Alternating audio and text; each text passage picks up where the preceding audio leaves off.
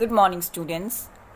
Today I am going to start chapter number 6, Manufacturing Industries from Geography.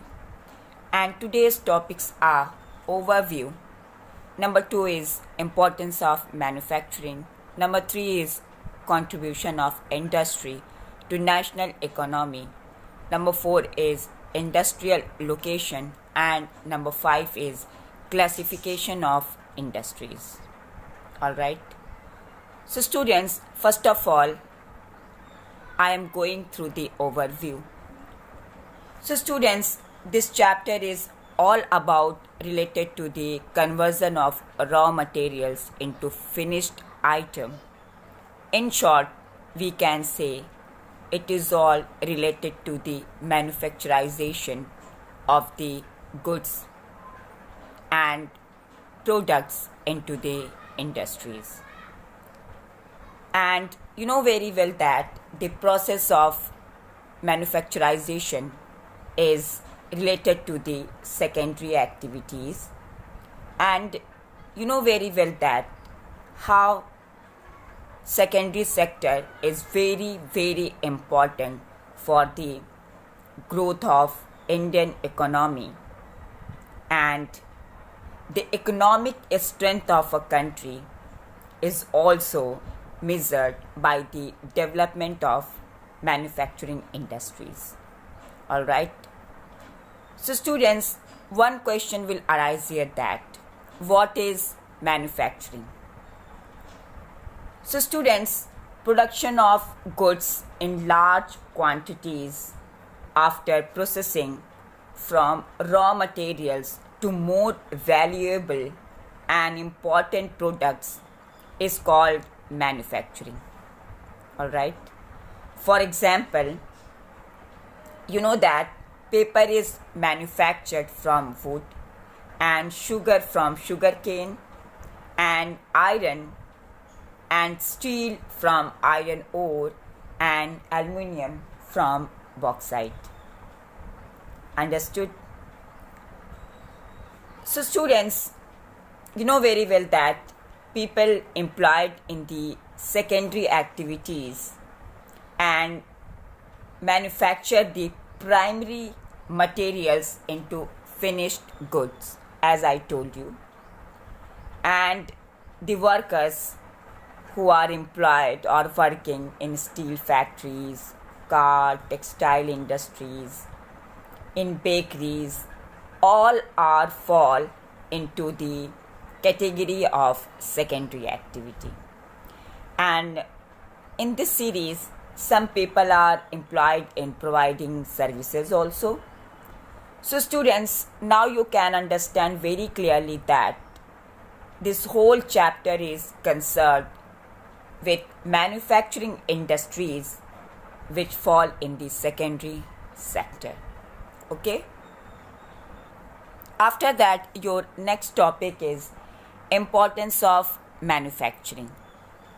So students, you know very well that manufacturing sector or industrial sector is considered the backbone of development in general and economic development in particular manner, because point number 1 is manufacturing industries help in modernizing agriculture, and also they reduce the heavy dependence of people on agriculture income by providing them jobs in secondary and tertiary sectors. Okay? Point number 2. Industrial development is also very helpful in eradication of unemployment and poverty, and also its help in bringing down regional disparities or differences by establishing industries in tribal or in backward areas or in the villages of India. You know very well that after the establishment of any industry in remote areas of India or in villages, all these required a well developed infrastructure like roadways and electricity and water. So government also very keen to provide all these facilities to the industries for development. That's why industry is very important and playing crucial role for the development of any area. Understood? Okay. After that, third point is exports of manufactured goods expand trade and commerce and increasing business also, and bring much needed foreign exchange among the countries of the world. And next point is India should convert its raw material into a wide variety of furnished goods in order to prosper.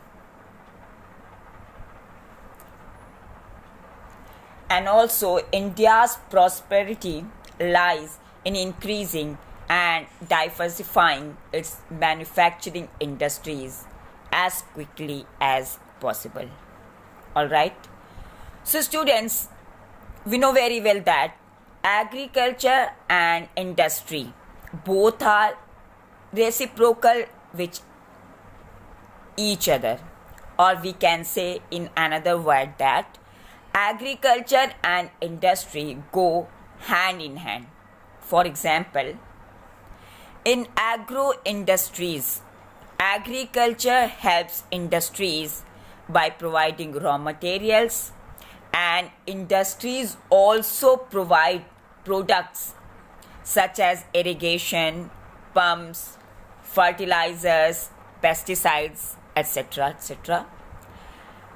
And we can compete with international markets if our manufactured products are at par in quality with international products. Okay?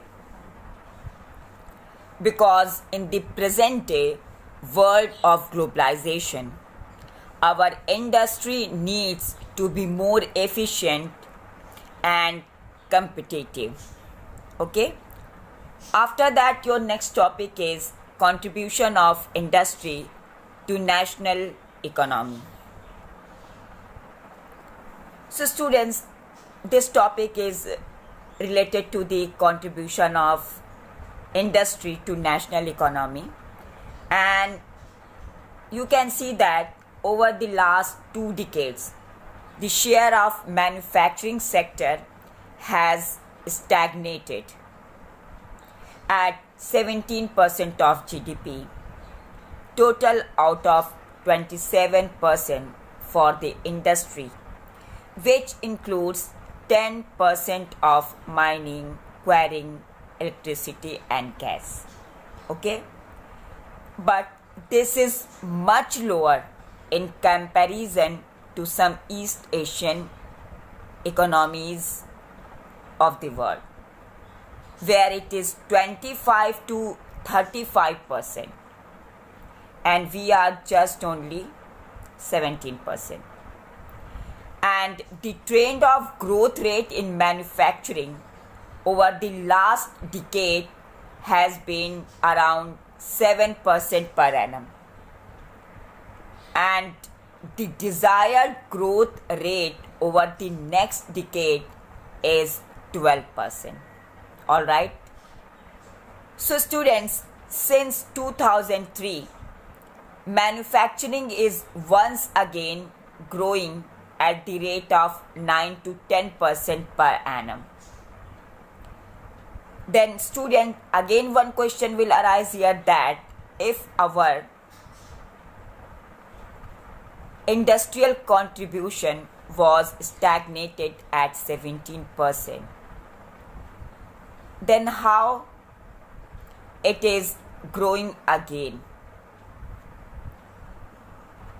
and the desired growth rate for industry is 12% in the coming period. So students, the National Manufacturing Competitiveness Council NMCC has been set up with this objective, and government policy intervention and renewed efforts by industry for productivity will help manufacturing achieve its desired growth rate. Alright students, understood? After that, your next topic is industrial location. So students, you know very well that industries are not found everywhere, and everywhere we cannot establish any industry because industrial locations are complex in nature, and these are influenced by availability of raw material, labor, capital, power and market, etc. And it is rarely possible to find all these factors available at one place. Okay? So they are located at certain places only where they get favorable conditions for its setup, and also where all the requirements are available or can be arranged at lower cost. Alright? So student, as you know very well that wherever or in any place, if an industrial activity starts, urbanization follows or urbanization started. So students, sometimes industries are located near the cities because cities can able to provide all the requirements of the industry. Okay? And you know very well that industrialization and urbanization go hand in hand. And as I told you above that, sometimes industries opened by the government in backward area only for the development of backward region or villages or any area of India. And students, you know very well that cities provide markets and also provide services such as banking, insurance, transport, labor, consultants and financial advice, etc. to the industries. Understood? And after the setting up any industry, you can see many industries tend to come together at urban centers to make use of the advantages offered by the urban centers, and these are known as agglomeration of economies, or we can say in another word, a large industrial center takes place. Alright? And students, in the pre-independence period, most manufacturing units were located in places from the point of view of overseas trade, such as Mumbai, Kolkata, Chennai, etc.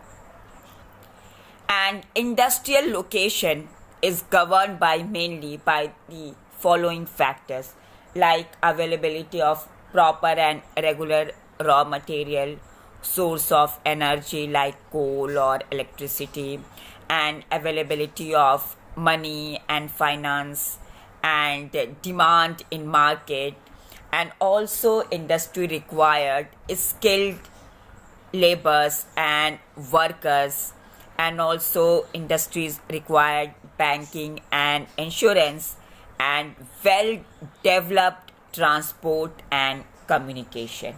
Alright?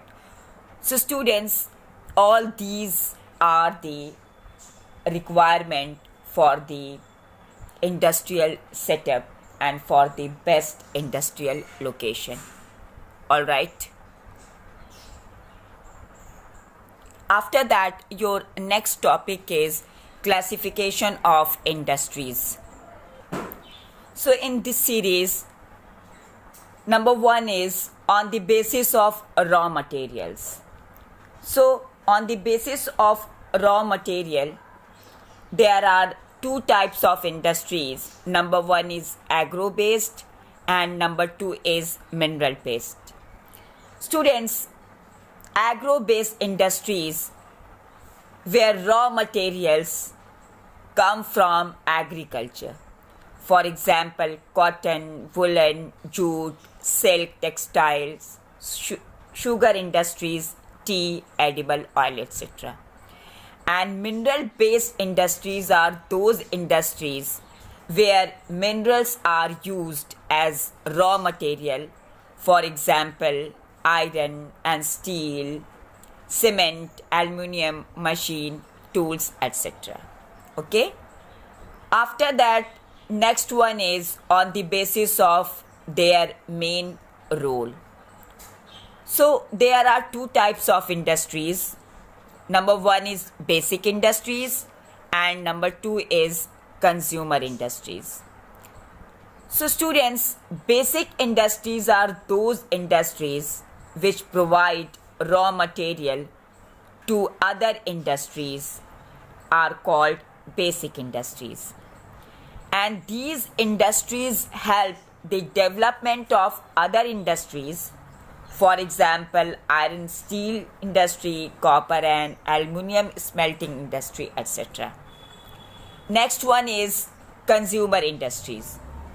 So, consumer industries are those industries which produce goods for consumers, are called consumer industries.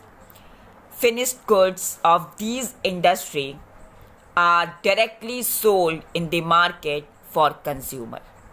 For example, like sugar, toothpaste, soap, bread, paper, etc. Okay? After that, next one is on the basis of capital investment. So, students, on the basis of capital investment, there are two types of industries. Number one is small scale industries and number two is large scale industries. So, small scale industries are those industries where investment of money or capital is less than rupees 1 crore, are called as small scale industries.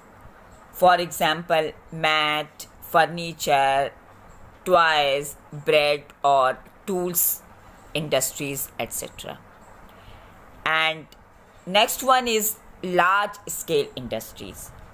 So students, large scale industries are those industries where investment of capital is more than rupees 1 crore, are called as large scale industries. You can understand very clearly that all the big industries like iron, steel, petrochemicals, cotton, textile industries required a much investment of capital and also money and labors, etc. All right. After that, next is on the basis of ownership. So, on the basis of ownership, next one is on the basis of ownership. Okay. So, on the basis of ownership, there are 4 types of sector. Number one is public sector, private sector, joint sector and cooperative sector. So students, public sector are these industries which are owned and operated and maintained by government. For example, like BHEL, SAIL and ISCO. Next one is private sector. So, private sector are those industries which are owned, operated and maintained by individual or group of individual, like Tata Iron Steel Company or TISCO, Bajaj Auto Limited, etc. And after that, joint sector. So joint sectors are those industry which are jointly or together run by government and group of individuals. Okay, and we can say in another language that it is mixture of public and private sector. For example, Oil India Limited. All right, after that, last one is cooperative sector. So students, cooperative sectors are those industries which are owned, operated and maintained by the help of both, like supplier of raw materials and workers of the industries, like sugar industries in Maharashtra and the coir industries in Kerala. Okay,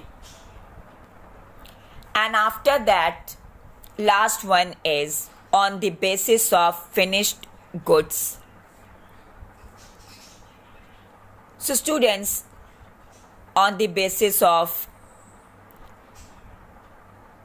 finished goods, bulk and weight of raw materials, there are two types of industries. Number one is heavy industries and number two is light industries. So students, heavy industries are those industries which use heavy and bulky raw material and produce heavy goods in large quantity are called heavy industries. For example, iron steel industry, copper smelting industry, etc. Next one is light industries. So students, light industries are those industries which use light and small raw material and produce light-weighted goods or material are called light industries. Okay, for example, electrical materials, toys, tools and utensils, etc. All right, understood? So students, here today's topic are finished now. Listen my lecture very carefully, and anywhere if you have any doubt or confusion, then contact to me. All right, thank you and have a nice day. Students, here I want to share one information related to the coir industry which I told you above. So students, one question will arise here, that what is coir industry of Kerala? So students, coir industry is an agro-based rural industry providing employment to 7 lakh workers in the major coconut producing states of the country, especially in Kerala. And this is an export oriented industry which earn more and more money. All right, understood? Okay, thank you.